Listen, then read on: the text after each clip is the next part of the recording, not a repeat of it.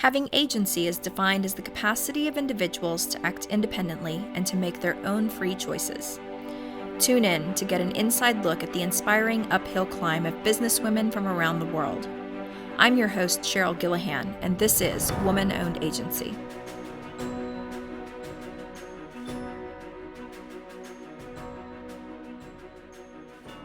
Jen, it's so great to have you with me today. I'm going to let you introduce yourself and Pixel Parlor, but I just want to share that, we have actually collaborated on some projects together and it has been so much fun. And so I'm so delighted to just talk to you, learn a little bit more about the origin story of your company and some of the unique things about being partners with your partner in business and in life.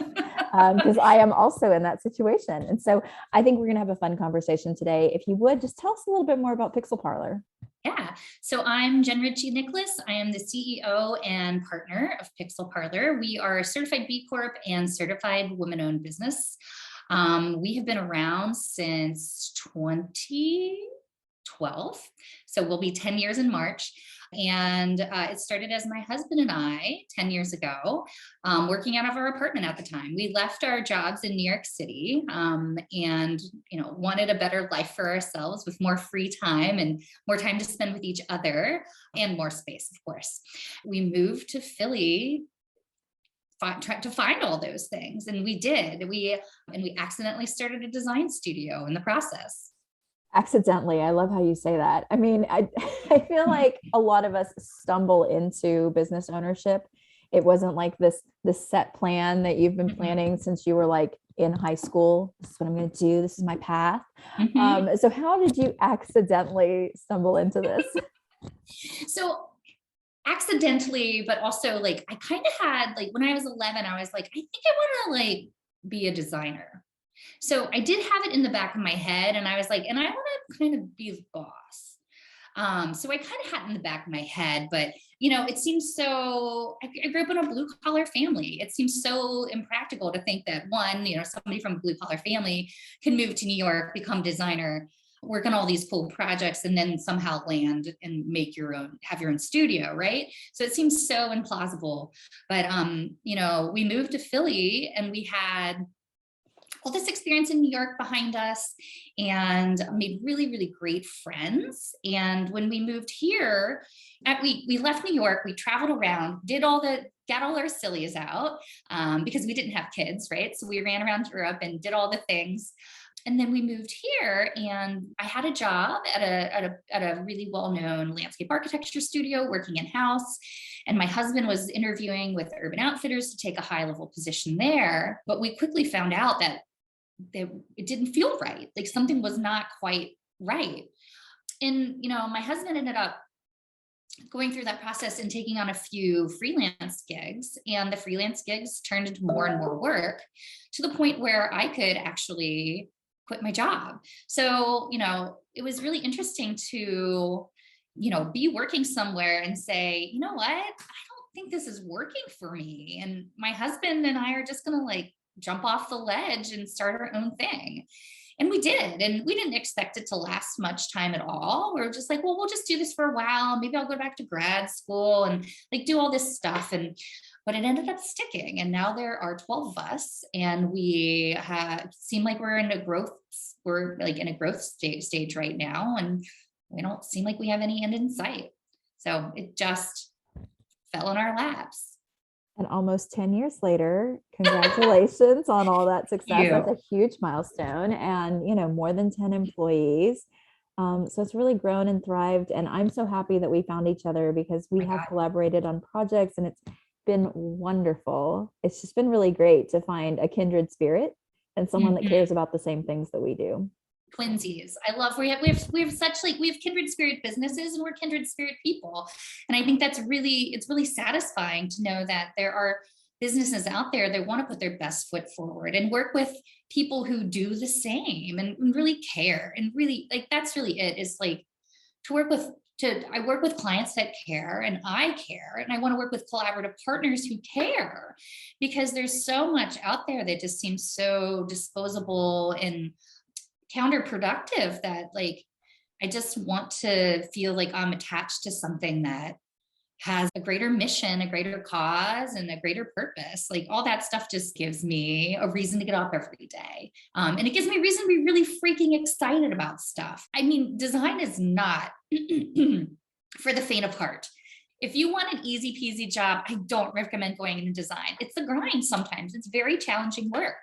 But like when you find the right combination of people and collaborators and clients, you get to do beautiful things and work with wonderful people. And I feel pretty directly connected to global impact. You know, working with some of the clients we have, they legitimately have global impact. And there's some great satisfaction, especially right now, when I think a lot of us feel like the world is spiraling out of control.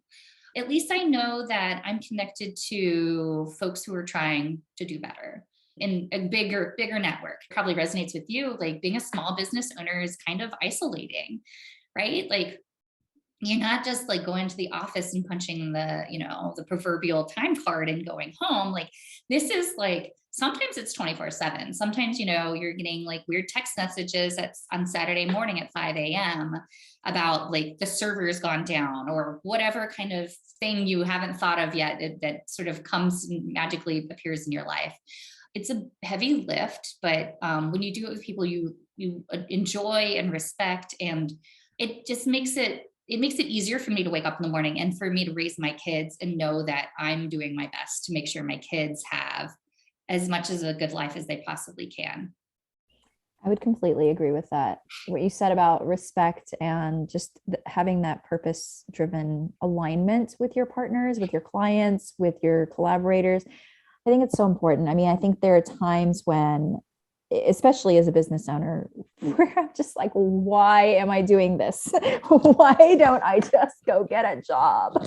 Yes. And it's challenging and it's hard. And then yet I have to remember I am really stressed and frustrated right now. And I've got this mile-long checklist in my head, and I need to find a way to manage that because the things that we're working on are that important. Yep.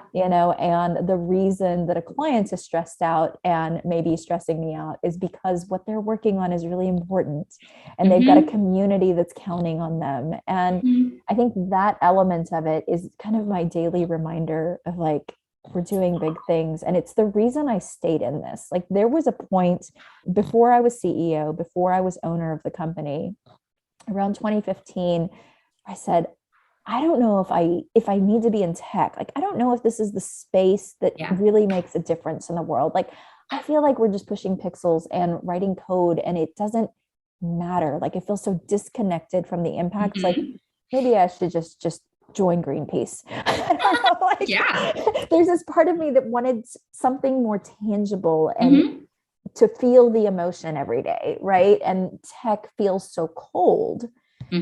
And there was actually some negative things happening in technology at the time, particularly with social media and the impact of the influence that it has on people and the behaviors that it has. And there were all these kind of negative things happening surrounded around tech. But at the same time, a report came from the World Economic Forum, and I was reading the report because we were facilitating one of their sessions. And it said like the number of people that actually have access now because of the number of devices that have been distributed around the world. And I thought, Cosloves is doing so much good with the tech that we're creating. And we need more companies like this. Like we can't do all of the work, but we need more companies that are willing to do this kind of specific work. And I don't need to step out of this. It was the turning point for me of like, if I step out of this, other leaders might step out of this too. And we need the leaders that are actually using tech for good. Yeah, I think like it's been really interesting because we don't necessarily only work with not-for-profits and B Corps. We work with clients of all variety. And I actually like similarly had an existential crisis. I was like, because a friend, my husband's friend from college, works as a marketing director for a steel distributor. And I was like, I'm not really sure if working with a steel distributor really fits within our our vision, with our criteria, and within our mission. And I called SBN, one of the folks that I know at B Labs. And I was like, walk me through this. Like, I need to wrap my head around how me working with somebody who doesn't necessarily have a social responsibility, a corporate social responsibility policy, who really isn't like on the surface trying, although I do know this person and I know they have good intentions, and I know, like, you know, they have intentions to move in that direction to some degree. Like, how do I come to terms with that? And their advice was, that's exactly the kind of person you need to be working with, to be able to bring that message and the learnings and the knowledge to them, so that they can do better and understand, and not just greenwash, but like legitimately do better.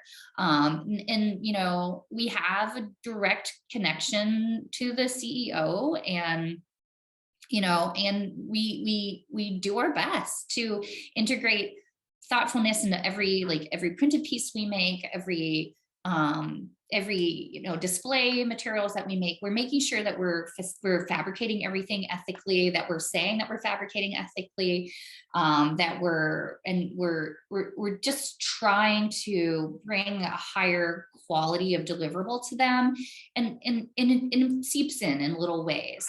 So it's hard. Sometimes there are definitely, there are industries I will not touch with a 10-foot pole. Like pharmaceuticals, I'm sorry, it's never happening. I will work with healthcare, but pharmaceuticals is not, it's not happening. But we work with we work with like medical innovation. We work with, you know, Pennsylvania University on their medical innovation and marketing their materials. But there are certain things that we won't touch. But you know, on occasion, you know, with a little soul searching and just like going back to my advisors and saying, hey, this is what I'm given. How should we go? Like, they keep pushing us, and like, just don't compromise who you are. Don't compromise the work that you're doing. And just help them do better. So yeah, it's sometimes is a little bit of a mental hurdle. Yeah.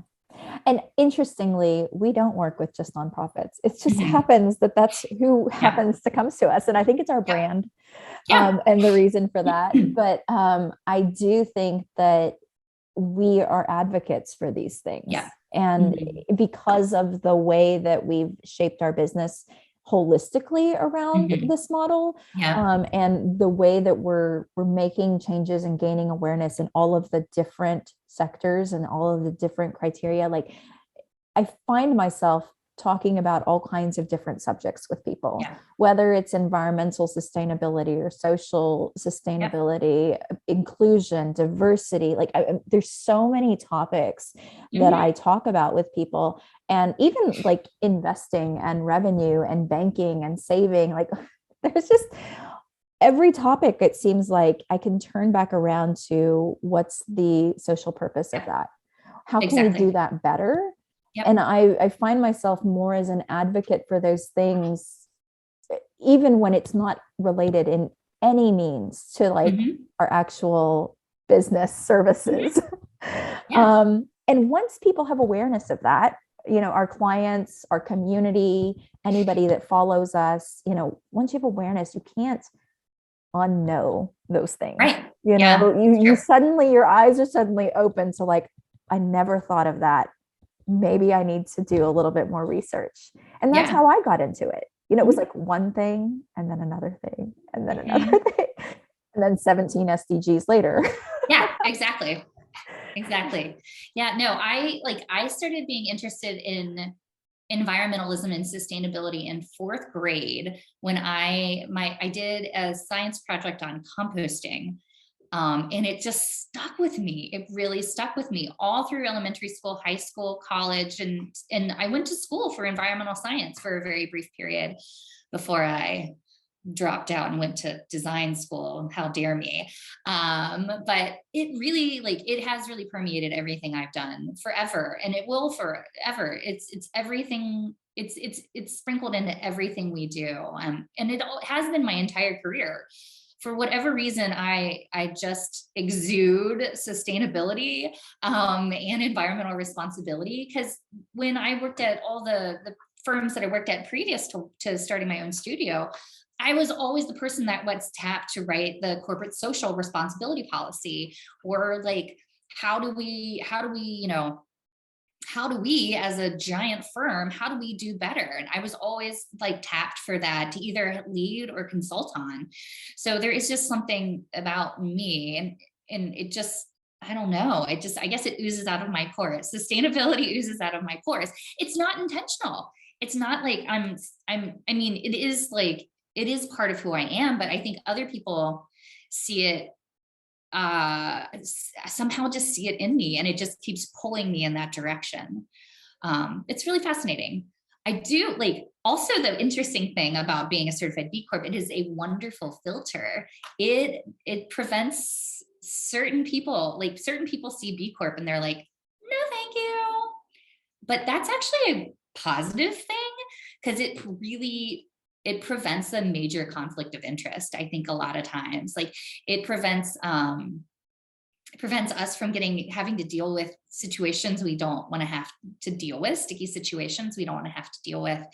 And it's really interesting. Like, I think it brings in a really wonderful personality type, a client personality type that I find really engaging and fun and compelling.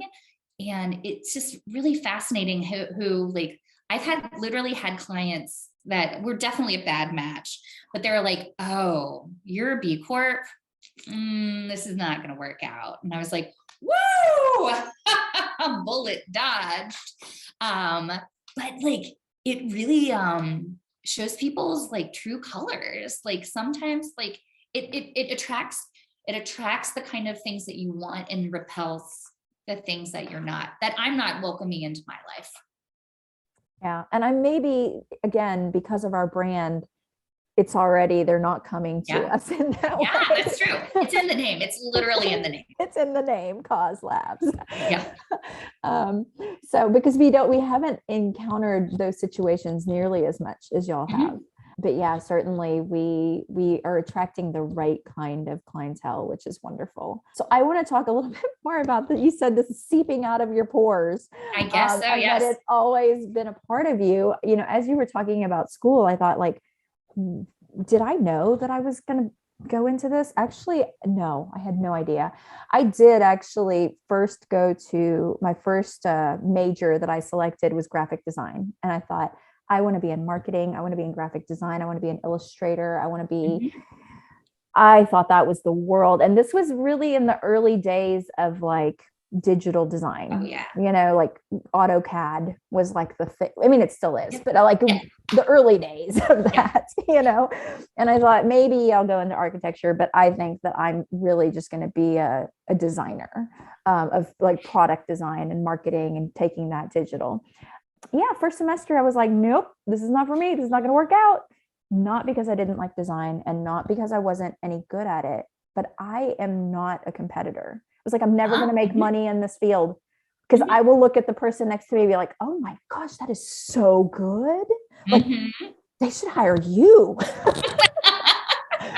I'm so influenced by design and marketing that I like recognize it when I see it. And I'm like, oh, that's awesome. Like, yes, don't choose mine. No, like, please, please choose this.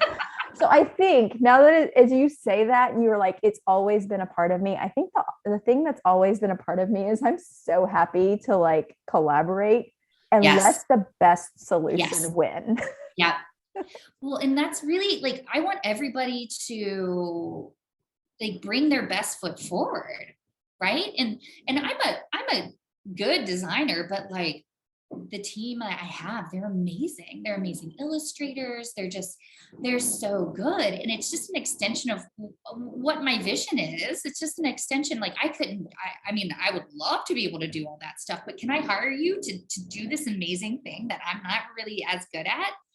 one thing that I learned from this wonderful human being I used to work with, Walter Hunt in New York City, who has recently passed, he was like, you have to hire folks who are better than you. Because if you don't hire folks that are better than you and more talented than you, you're limiting what you can achieve. And I definitely strive to do that. That, and I have a very strict no asshole rule. So the no asshole rule, like, really has made our team really kind of magical, because not only do I have these really talented people, but I also don't let that, I fall in love with people's work and portfolios, and I can just be so wooed by how talented they are. But like, when it comes down to it, if I get like a twinge of like assholism, I was like, you know what? No, that's just not going to work. It's just not going to work, because it'll offset the balance. From my experience, assholism is contagious, very contagious. You get one asshole and then suddenly everybody's an asshole, including yourself, because you're trying to manage the assholes, which makes you act like an asshole. It's just not the easiest thing. And sorry, I hope you don't mind me saying inappropriate language, spewing it all over. But we'll put explicit on this recording. Yes, explicit. But it's the best word to explain like that personality type. We all know what it is.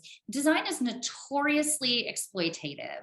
Notorious. Generationally has been exploitive of workers' rights, like totally exploitative of like, you know, free internships.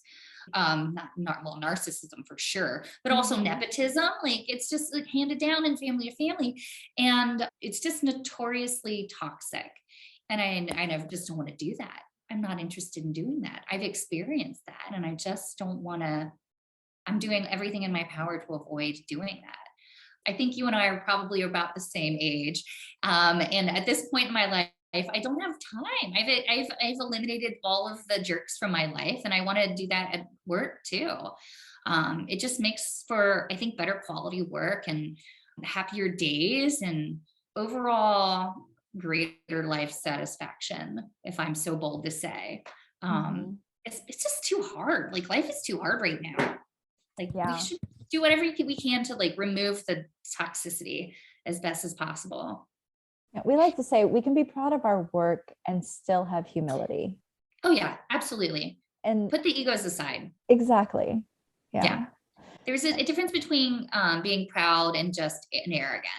And like, you have to have enough self-confidence and pride to get out of bed in the morning and stand up for yourself and communicate like clearly, and to move forward productive ideas. But you can't let your ego get in the middle, in front of progress. Like, it's destructive. Like, it's destructive, and it's unfortunate. And it's just, think of all the people power and the hours that are wasted by folks being competitive and backstabbing and just general jerks. Like, we could be moving forward, but yet like people are too busy cutting each other down. It's just not productive. And it's not easy to make $1 in design. It's not like we're not flush with cash. This is not like, we're not minting money. We would have gone into finance if that was what our goal was. You have to make the best out of your day and work with like really great people. And as soon as that toxicity comes into play, you can see performance tanking and results tanking. So it's really, I mean, it's in everybody's best interest to just be a decent human being and get your ego out of the way, because it's not helpful. Open ears and open heart and open mind.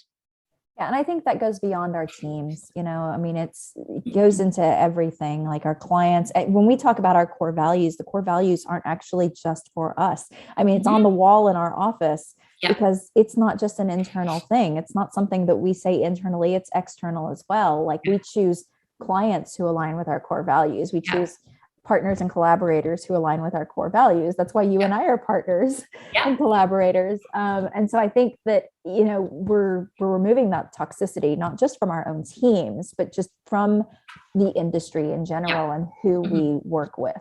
Oh yeah. Yeah. I'll let you in on a secret. I love firing a toxic client. It's my favorite thing. I know it's like a weird thing to say, but it's just really miserable, like to constantly be fighting and like butting heads with clients. So I feel like it's such a great relief to walk away from that stuff. And it's hard to identify. Sometimes you're pretty far in before you can realize that this is just not working. It's really gratifying to know that and empowering to know that that's something you can do.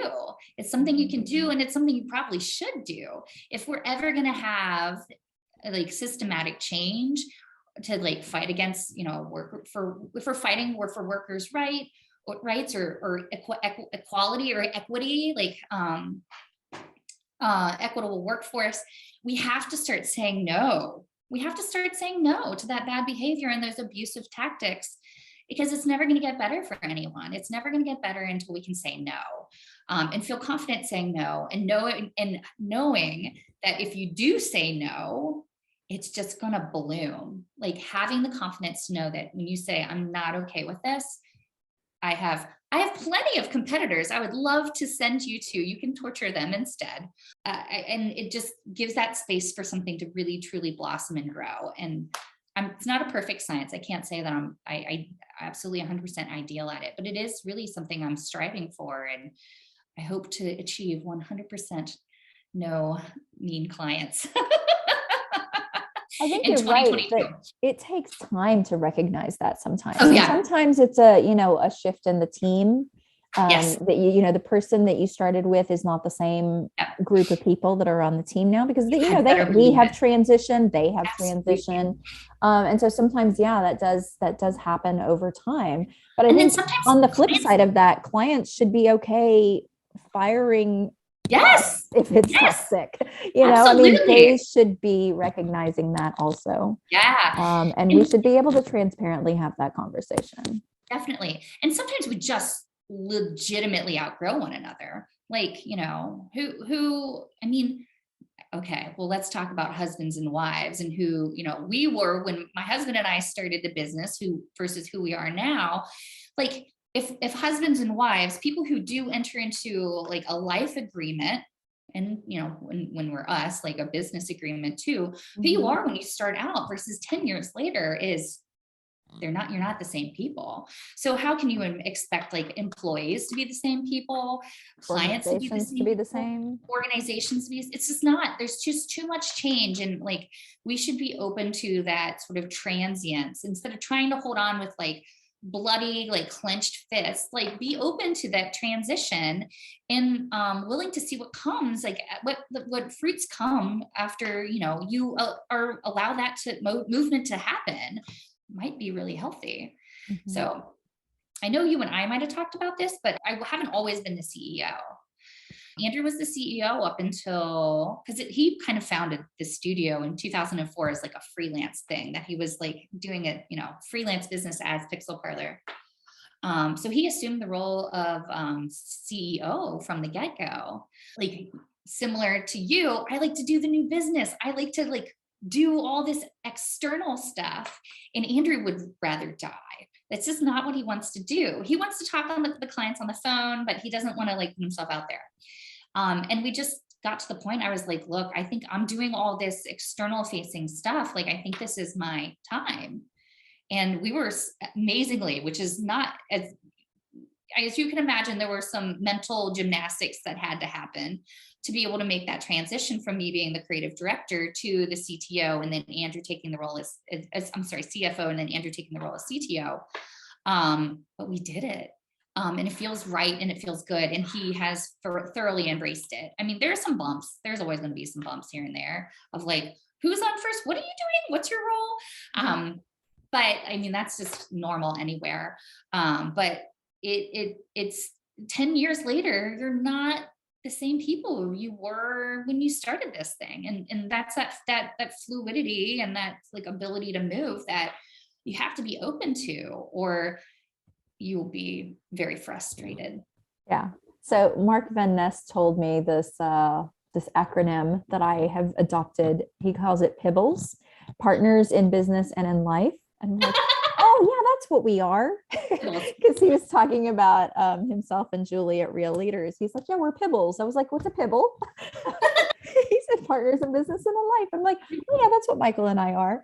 Perfect. But like you said, he, I think, is like a serial entrepreneur. Mm-hmm. Michael definitely is. And I never considered myself an entrepreneur. Mm-hmm. And I just thought, like, just tell me what to do and I will get it done. But at the same time, the more that once I got into the business and once we made the decision to purchase the business and I started getting more behind the scenes, first I was like, oh my gosh, what I get myself into? Like, this is crazy. And I don't want to deal with the IRS and I don't want to deal with legal stuff. And what the heck is this? And then hiring in multiple states. Oh, that's been a thing. That's Oh been Lord. so hard. Yes, so hard. But all the systems, I was like, oh, it's so hard to be a small business owner. And why do I have to deal with all this? I only have this many employees. But at the same time, there's this thing that I've recognized just getting into it where I'm like, I have all these ideas and I have all these thoughts and I have all these, like, we could do it better this way and we could do it better that. And I'm starting to realize, like, maybe I was an entrepreneur all along and I just like never knew it. Or I never saw the opportunity for me to step into that space. And I wasn't given any models for that in my life, but now that I'm in the space and now that I have, a mastermind and a forum and advisors, I'm like, yeah, that's totally me. Those are all the things that I think about. Yeah, it opens up the floodgates. It opens up the floodgates of possibility. Like, we have a studio mate, and he's a subletter and a good friend of ours. And we, like spun off a couple of side businesses with him because we're like, oh, well, he's an IP lawyer. So he has like all these interesting things going on and has all these connections. And we're just sitting around like having like dinner, cocktails or something. And we're like, there are some interesting things going on here. And it's spun itself off into other cool endeavors. So it is really interesting. Like, I have become a serial entrepreneur since this. Like, my father is like, he was an electrical engineer for the utility company for his entire career for like 35 years.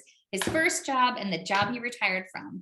And, my grandfather was in the Navy and he was an electrical engineer. And it's just, they had like this very like, workman's like mentality. Like, you just get the job. You don't do, your passion is for your hobbies. They were all like, my grandfather and my father had all these amazing hobbies. And the women in my life were mostly homemakers. But like, first off, for me, to like go to college and then, work in these high-end studios and then be able to start a studio on my own was just like completely out of my family's vernacular. Like, I think there were like, in the retirement, I think like my grandfather was a little bit more entrepreneurial, but like, this was not the norm. This was not the norm. The expectation was you get a college degree, get a safe, secure job that you're going to have for the rest of your life. I was not encouraged to go to design school. I was actually told not to go to design school. I could go to school for anything except for design or fine arts. Well, that didn't work out very well. Yeah. The first few years that I worked from home, because Cause Labs has always been a remote company. I think my mother thought I was unemployed. Yes. Yes. And she didn't understand like the virtual digital world. And when I owned the company, when she was proud of me for owning a company, but then she just has no concept for what it is. She's in her 70s and it's like she just comes over in the middle of the day and she's like, what are you doing? And I'm like, I'm working. And she's like, but you're just on the computer talking to people. That's really what everybody does these days, Mom. No, it's really fascinating and very like until the day my grandmother died. I think she thought that I was my husband's personal assistant. No, Grandma. I went to college. I have like a real job. She's like, why are you guys working so hard? Jennifer, why are you working? Why are you sending the kids to daycare? And I was like, because I have a job. it just was hard. Generationally, it was not easy for people. It's not easy to see like how we have, especially women, right? Women have evolved in the work industry over the last several generations. Like we went from being somebody's secretary to being the boss of everybody, and sometimes including our husbands. So it's really, it's hard, I think, for generations to really wrap their heads around. But damn, am I proud of myself. I mean, I did it. Everybody was like, you can't, you can't, what? How are you going to do that? Whatever. Why don't you just get an easy job? For whatever reason, I was just, headstrong and stubborn enough, and I just stuck with it. I mean, it takes headstrong women to lead. You just gotta, I'm not one to take failure lightly. I've failed plenty of times. I've failed plenty of times, but every time I've been lucky enough to be able to like get over it, brush myself off, and just like learn as much as I can from it. And then just keep growing and, pivoting as needed to like, and not doing that dumb thing that, I did before again, like, and I just kept pulling myself up over it and like going to the next thing and then pulling my head up over that. And then it just it hasn't stopped. Like I'm constantly learning, I'm constantly doing, I'm constantly collaborating. And, I have been knocked to the ground and had the wind kicked out of me so many times, but it never stopped me. The things that people have said to me, I won't repeat here, but it's just like, I wasn't accepting that for myself and not for my family. And, for the vision I had for myself. Like, I don't know if you have this, but I just have that little voice inside of me, like this little like thing that's sort of, it's very strong in me, but it's like, it's my gut response, and my gut and my intuition just really takes me where I needed to go. And I do my best. So listen really hard to it. And like, if something feels right or hurts or stings, I dig into why. I have that internal, like physical response, and like dissect that, and helps me make decisions. Like I just listen to what's inside of me. I don't know what it is, and I don't know if everybody has it, but I listen, and it seems to take me where I want to go. Yeah. I usually have to sleep on big decisions. I'm a very like gut feeler and a gut thinker. And I'm like, okay, I think I know what I want to do. Mm-hmm. But then I'm like, but I need to sleep on that. Oh yeah. No. So that I can listen and pay attention, and just really think through all of the scenarios. Mm-hmm. But I will say my little voice is sometimes very mean to myself. It took me a long time to feel like I was enough. And I don't think I really said those words until I was at like a opportunity collaboration retreat when I was in my 30s, and saying them out loud was like transformative for me, because I was just like, I cried because I was like, I don't think I've ever said those words. Right. No. And so, I don't know that it's necessarily like a woman specific thing, but they do say that like it's harder for women. And I don't know if that's because of like generationally what was expected of me, or where I came from, or what I was raised and what I grew up with. Mm-hmm. But I do think that, I have struggled with that. And then I went to a session. It was just last year, actually. It was a virtual session that I went to. And it was a spoken word artist, and her name was Janahi. And I loved her session so much. One of the things that she said was, we meditated, we closed our eyes, mm-hmm. and she walked us through this experience. And she said, all those negative words that you say to yourself, all those things that bring you down when you're having a hard day, when you're stressed out, imagine saying that to the baby in you. Like, look at a baby picture of yourself and say that to the baby. And I was like bawling, and I was like, how mean. Like, you never say those things to a baby. And she was like, that's what you're doing to yourself. So say it to your inner child. And if you can't say it to your inner child, don't say it to yourself. Yeah, that's huge. And I have to think about that a lot, because especially as a business owner, and especially in the work that we do in the sector. I mean, yes, you said, not all of your clients are nonprofits. And sometimes you have those like, is this a conflict of interest? And sometimes we beat ourselves up trying to figure that out. I mean, I know I do. Yeah. And so in those instances, it's like, I have to really think about like, what am I willing to say to myself? And sometimes I'm not very nice. So Yeah, I've definitely, I mean, it's really hard, right? If you read anything about being a woman, you're told to be this impossible being. And then you're told that if you aren't be able to fit this mold, that you're wrong. But you're supposed to be bold and strong. But when you are bold and strong, you're wrong. It's just really screwed up. Like we don't have any clear, as women, we have no clear path forward, right? We can only just do what feels right for us and sort of shake off all this stuff that holds us back. I do have to say, I am a huge fan of meditation and self-care and Pilates, working out, and like finding a great place to like just sweat it out and get all that nasty toxic stuff out of your system. I have an incredible family with very sweet kids and a lovely husband.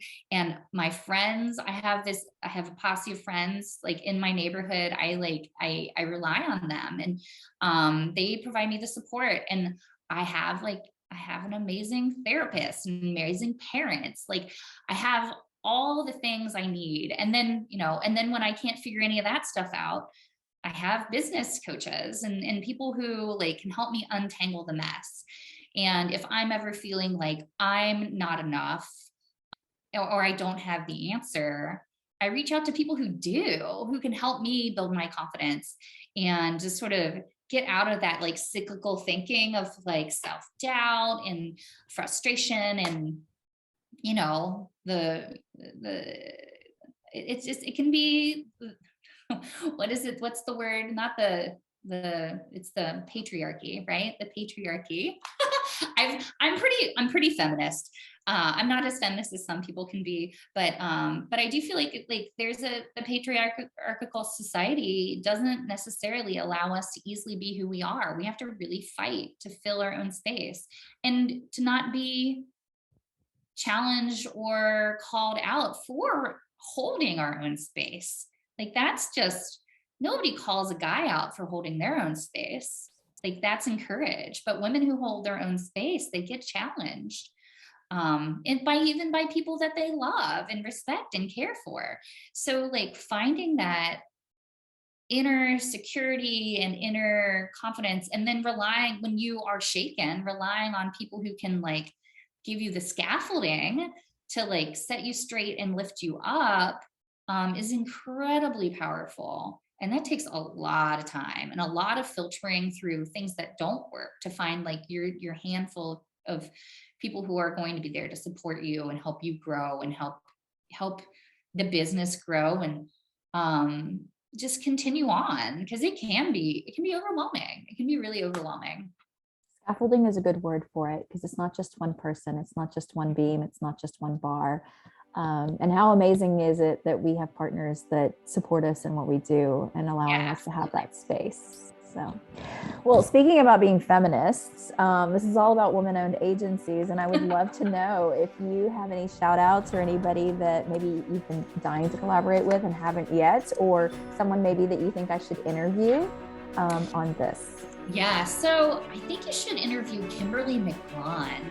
She is here in Philly. She has a really cool sustainable fashion design company called Grant Boulevard. She and I met through SBN, and she is just taking off like wildfire. She's fascinating. I think, let's see, who else would be another amazing person? I have lots of other folks that are like female business owners that are in other industries, like Birch Tree Catering and like lots of folks in the food industry. But as far as design is concerned, I think Kimberly McGrawn will knock your socks off. Sounds great. Well, I will get the information from you, and we'll put her information in the show notes when we post this. Cool. Awesome. Thanks so much, Jen. My gosh, is that?